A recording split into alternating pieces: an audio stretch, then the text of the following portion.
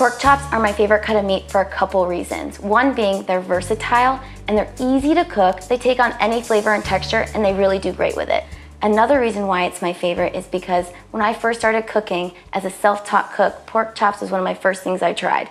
And of course the first time around it was totally overcooked, it was dry, but I wasn't scared to try it again.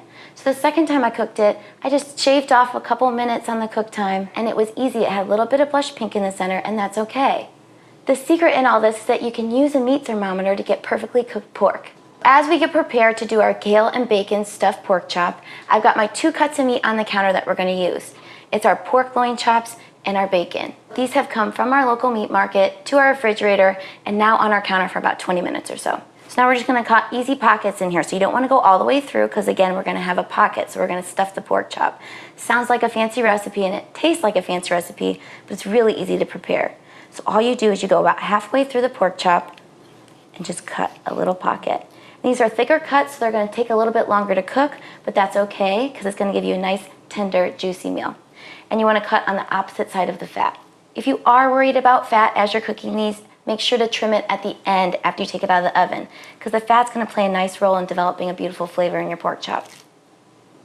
We've taken our bacon out of our fridge and it's been on our counter for about 20 minutes. Really simple to cook. All you do is put it over medium heat, cook about 8 minutes depending on the thickness of your cut, and it's going to create a wonderful aroma and you're going to cook it until it's about crisp.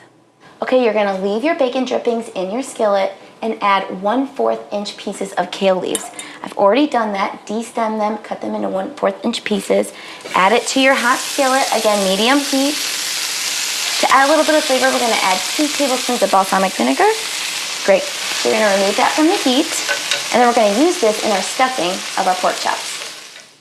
I've added my sauteed kale and my crumbled bacon into a mixing bowl. So now all I have to do is stuff my pork chops. Take our beautiful cuts of meat here. We've already cut that pocket in the center. So what I'm going to do is add just a handful, add as much as you can get in there.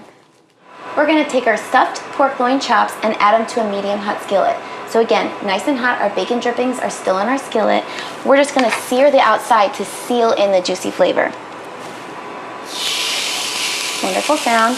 It doesn't have to be perfect. Again, you're going to have a little bit of mess. That's okay.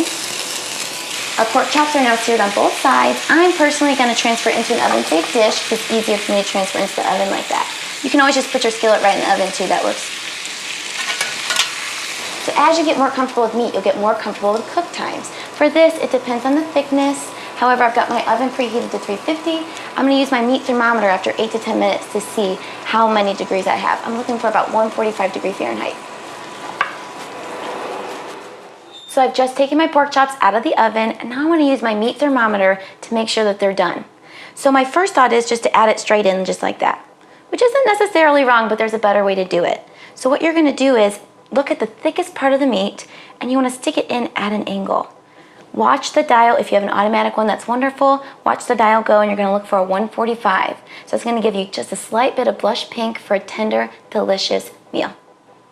So it looks like we've hit 145, so we're looking pretty good. Let's say you were under it, add it back in the oven for 2 to 3 minute increments, take a temperature until you feel comfortable. The more you cook pork, the more comfortable you're going to be with it.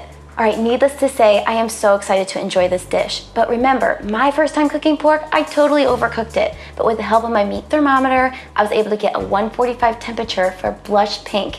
And that blush pink is safe. It's going to give you a juicy, tender, tasty piece of pork. So, let's eat.